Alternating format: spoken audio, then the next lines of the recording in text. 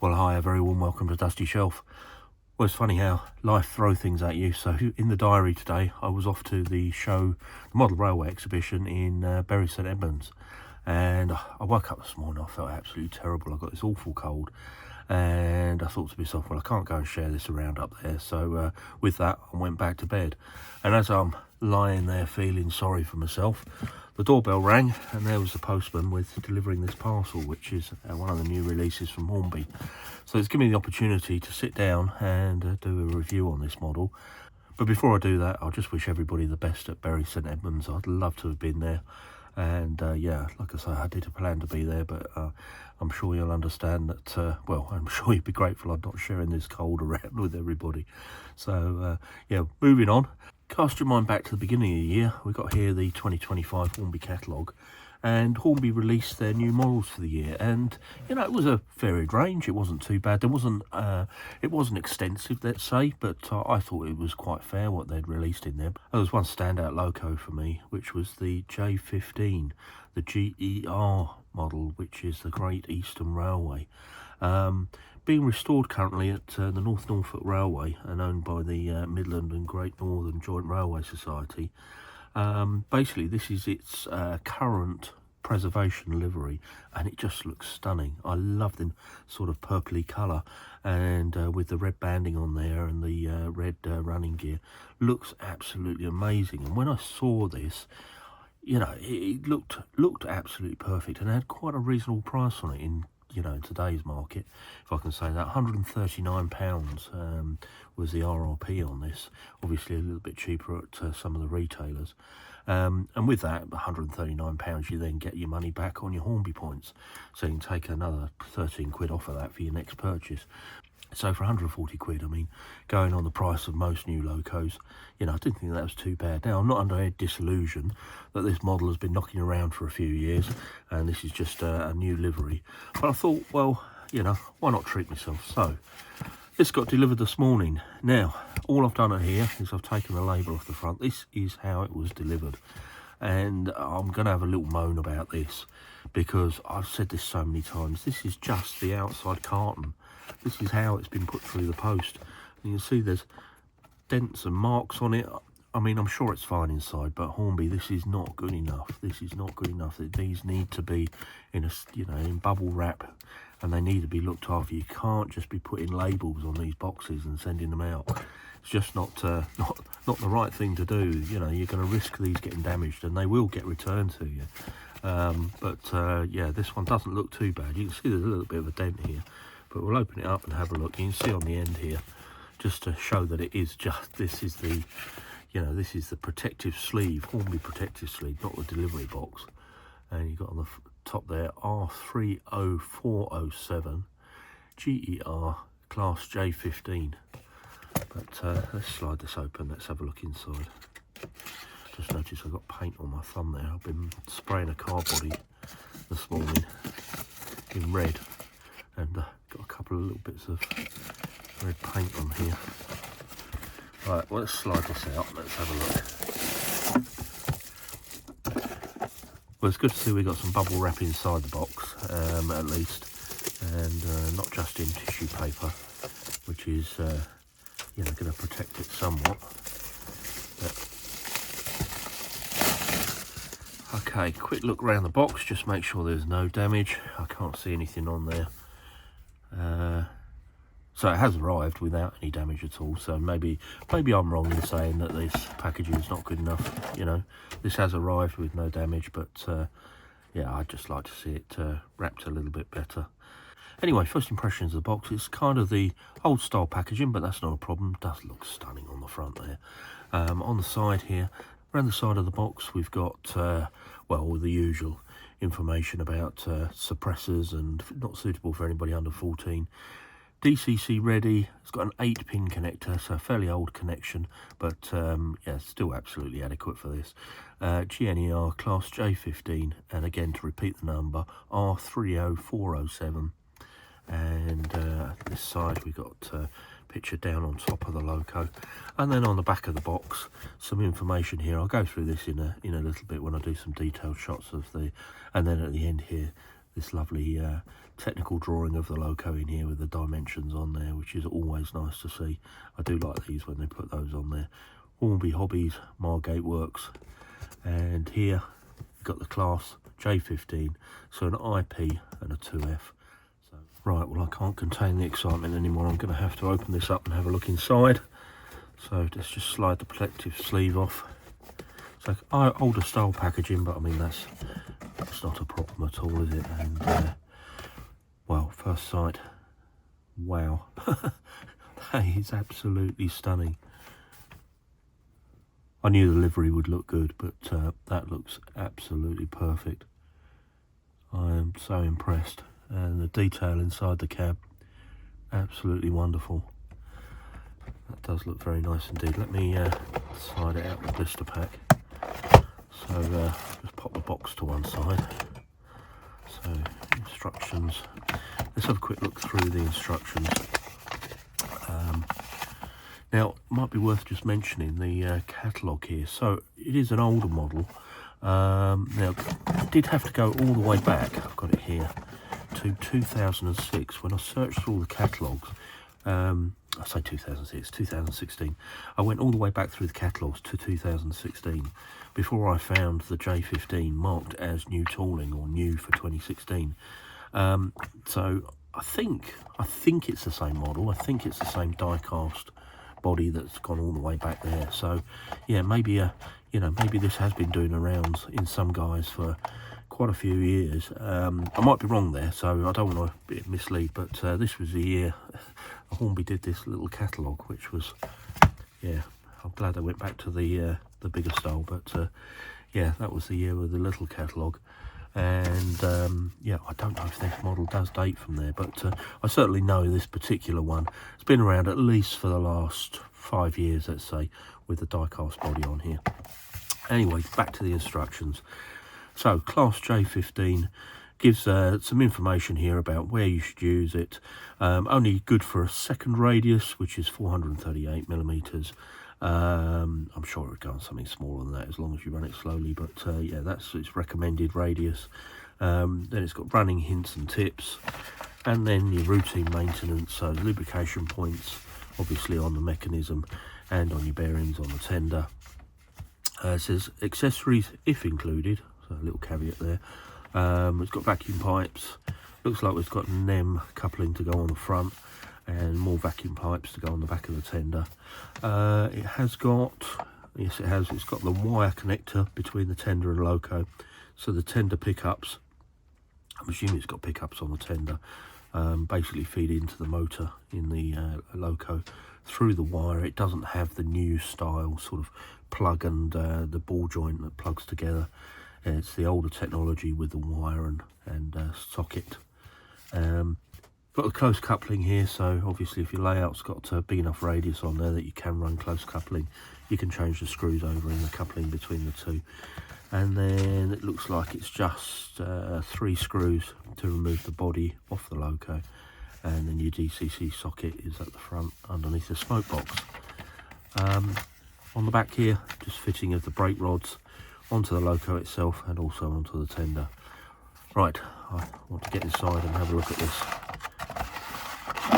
Oh, it does look good. It does look good.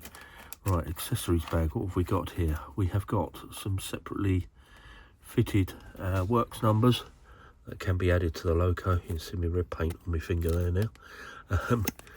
564 that can be mounted onto the side of the cab should you wish, and also the accessories bag here. Nice to see the vacuum pipe, a little bit of red paint on there so it matches in with the buffer beam, but you've got vacuum pipes. There's 1, 2, 3, the brake linings that are fit underneath should you wish, and the NEM coupling as it's suggested. And right, let's open up the box. Lots of felt packaging on the box, which is great. I'm just going to keep the model nice. And well, wow, I said wow earlier, I'm going to say it again. Inside the cab is absolutely exquisite. The painting on it, at first glance, is really good. The lining is really good. I love all the gold in places. What a beautiful engine. Interesting, there's some blue marks on the packaging here. I wonder if that's rubbed off from the model. No, if it hasn't marked the model, so that's not a problem. Hornby has done a marvellous job with this. Got the die-cast body here.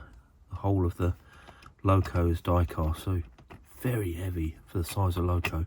Plastic tender on there, but the cab, exquisite detail in there. How on earth do you do that? And all finished in cream as well. The cream lining on the cab walls, all of the instruments and dials, and the regulator. Oh, just absolutely perfect in there. Beautifully done. The spectacles picked out in brass. Nice representation of the whistle on there.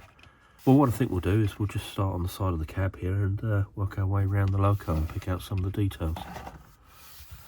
Well, let's start on the side of the cab here. And obviously, as you can see, the whole of this loco is in this beautiful cobalt blue, or well, what should we call it, midnight blue, cobalt blue, I don't know. But on the side of the cab, we've got beautifully printed 564 works numbers, and just a reminder that there are separately fitted ones should you wish to do so. And then surrounding the blue, got it lined with a very discreet red band, and then the black of the rest of the cab. Separately fitted handrail just on the side there, and one down on the back of the cab where it adjoins the tender. Now, I did read some reports of a gap between the roof and the actual cab front edge. I'm pleased to say on this one, although there is a little bit of a joining line, there is no gap there. So if there was an issue there, that has been resolved. Got a handrail down the side of the boiler here, and beautifully printed crest just there on the wheel arch. And again, all the wheel arches got lining all the way around on all the pieces here. Really, really crisp and detailed lining on there. And you can see the gold band here just before we get to the smoke box. Down on the wheels, we got lining on the wheels and on the centre of the wheel as well. Little red line around both of those with the motion picked out in red. Ah, it just looks stunning. It really does look stunning. The injector down here, all picked out in gold. Got the whistle on the top here. The steam dome looks pretty good, and the lining on the boiler, I've just been careful here because I'm going to end up breaking something, so I'll just put it down. The lining on the boiler is nice and crisp. A little bit of a mark there where it joins, but nothing that your eye goes to, so not a problem at all. The front of the loco, we've got the buffer beam picked out in red with number 564 on the buffer beam, and with a white lining around the beam itself, sprung buffers and a central hook there. The smoke box door hinge and dart all picked out in silver, and very crisply painted indeed. So just in front of the chimney there, we've got the little hook there for the light or the headboard, and then we've got light hooks along the running board just there. Really crisp paintwork picked out in copper either side of the boiler. And then again, the handrail runs all the way down this far side, as well as around the front of the smoke box door. And again, wonderful crisp painting, and this really discreet lining around the cobalt blue. And you can see on the side of the running boards, you've got a black running board and then a perfectly painted blue line down the side, and then a red line underneath. Finishes off the side of this loco absolutely beautifully. We got the Westinghouse air pump on the side there, modelled perfectly, and the banding around it looks absolutely exquisite. The direction lever running down the side of the boiler there. I can only hope that this runs as good as it looks. Tis a beautiful loco. I am so impressed with this. I keep saying each one of the locos that I seem to be getting from Hornby recently, they seem to be a step up on the previous one. And yeah, we are in this golden age of model railways. We really are. Really are so lucky to get the models like this. Yes, they're expensive. I mean, but this one's not too bad, you know. When it's just, you know, as I say, retail price of £139 for this kind of detailing, it's not bad at all, you know. Now the cab is out of this world. Yeah, everything in there picked out, and I love the way that it's all finished in this cream paint. And the cream lining runs into the tender. You see here the tender and the coal running through, just through the door there, and just spilling over into the cab. We've got a separately fitted handbrake, separately fitted grab rails. Now the bit that really sets this loco off is the lettering on the side here, this 3D lettering, and then combine that with the beautifully modelled springs on the side of the tender, and then been picked out with this exquisite lining around on the base here. It's so well done. It looks absolutely fabulous. And then on the back of the tender, again the buffer beam, picture framed in a white line, sprung buffers on the rear there, separately fitted lamp stays, separately fitted handles, another lamp stay on the top of the tender. There's a little works plate again on the back here, 564.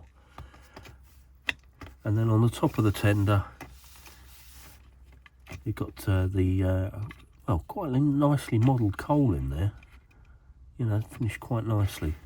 And the way it sort of spills over into the tender. I think if I was being really critical, the top of the tender is a little bit shiny. I think, you know, that probably could have been done with a bit more matte, particularly around the coal, so that the coal comes through with its kind of sheen.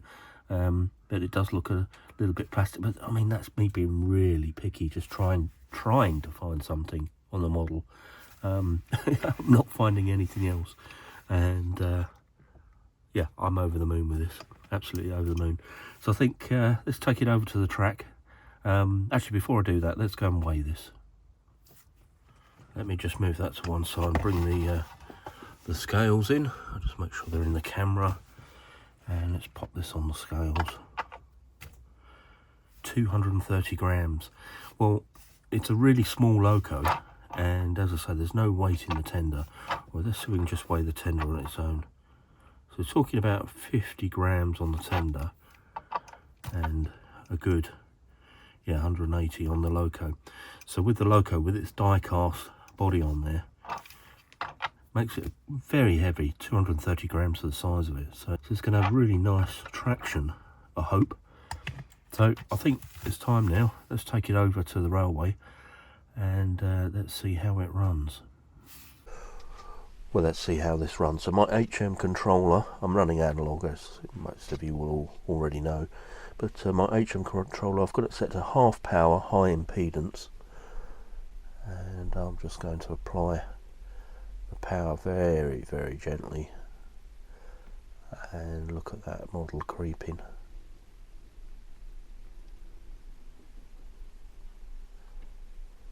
Absolute perfection. Let me come back the other way.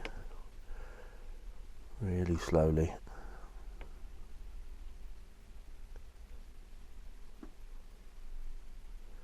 Running over a set of points at the moment, by the way.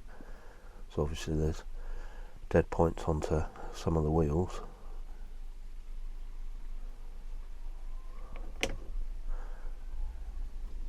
That is absolutely wonderful. Let's go on to full power and low impedance. That one, yeah, it just becomes quite sprightly. So probably better. So on high power, high impedance this time.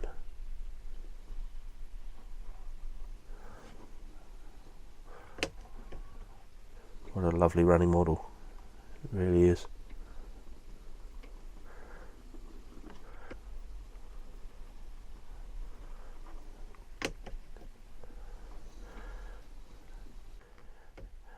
the way that there's a small red bar just underneath the lining on the chassis there. So you've got the black of the running board, and you've got a blue line, and then there's a red lining just underneath, and the conrod sort of merges with that red line and then reappears.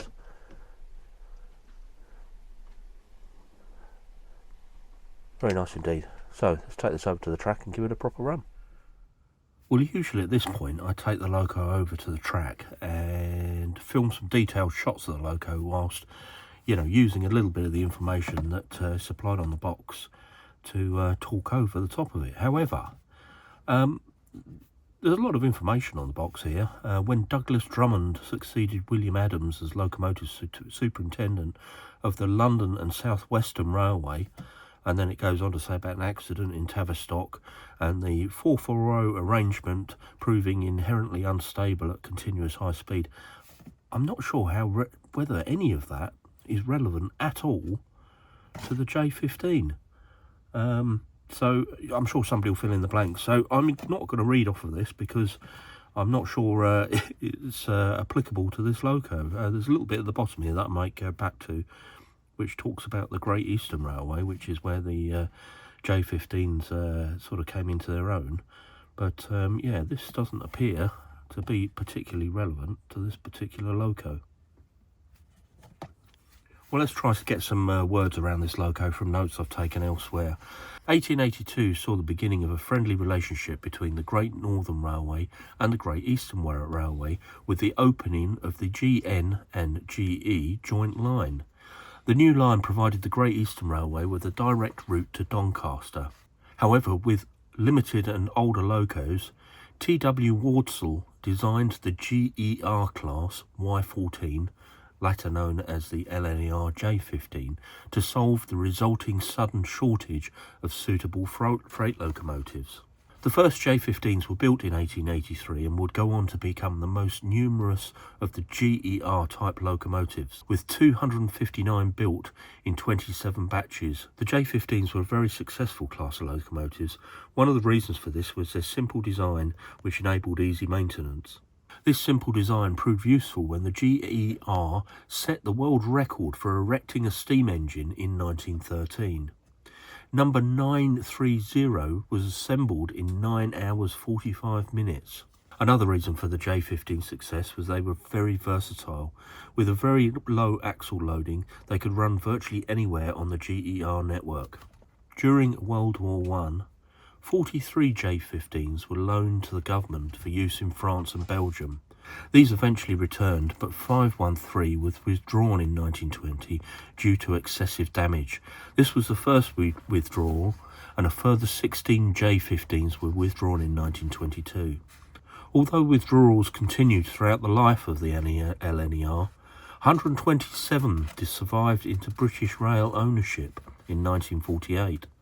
At nationalisation, the J15s were mainly allocated to Stratford, Colchester, Ipswich, Norwich and Cambridge. So they would have been actually local to me, running on the line that is very close to where I live. The last withdrawals occurred on the 16th of September 1962, when the last 4 J15s were withdrawn. Our example of the J15 was completed by the Great Eastern Railway in February 1912, as class number 564. After a service life of 50 years and 6 months, which spanned ownership by LNER and BR, it entered preservation upon withdrawal as British Railways 65462 in September 1962.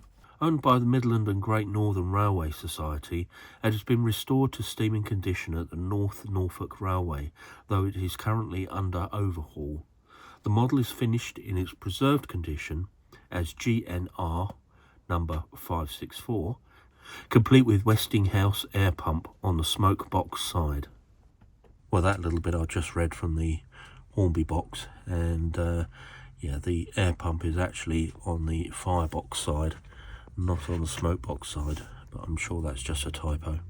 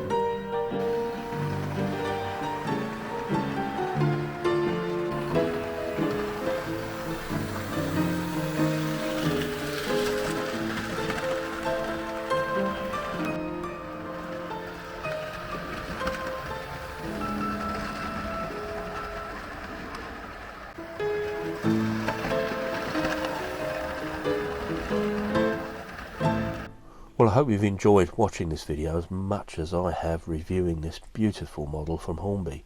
It's absolutely stunning, and I've gone round the model several times. I can't find any flaws in the model itself. I think it's beautiful, I think it's perfect, and so pleased that I bought this one. Now, on to a couple of bad points. First of all was the delivery. Now there's a big internet retailer, I'm sure you know who I mean, who sell microwaves and kettles and things, and they just stick a label on the box and ship it out in their vans. That's what Hornby's doing at the moment. That's what it feels like. And I guess it's a kind of psychological thing that, you know, I like opening the model to be an event. I spend a lot of time keeping my models nice, keeping the boxes nice, looking after them. And when they get delivered without any care or attention, it just takes the shine off a little bit. Now, I'm kind of moaning about nothing because this one arrived with no damage to the box and absolutely perfect, but I have had to return one in the past, and sort of that anxiety of opening a box with just a label stuck on the outside. I just would like to see you going back to how you used to previously deliver them, with an additional, you know, carton on the outside and some more wrapping on there, just to make sure that the model's really secure. Maybe I'm being over fussy there, so let me know your thoughts in the comments. The other thing to say is about the text that's on the box, on the packaging. So, I don't think what was written on there is even relevant to this loco. Now, on the box, what I want to know about is who designed this, when they came into service, how many were built, things like how many, when they went out of service, how many have gone into preservation, a little bit of history about this model, to put things on there that about a previous design by different designers who had, as far as I can tell, had nothing to do with this loco. I'm assuming there was a mistake somewhere along the line, but you know, for Hornby, you know, it's all important. It's all part of the event of buying these models, and you know, sometimes with the information on the box, particularly with this one, less would have been more. You could have made this a lot more concise and, well, to be honest with you, a lot more relevant.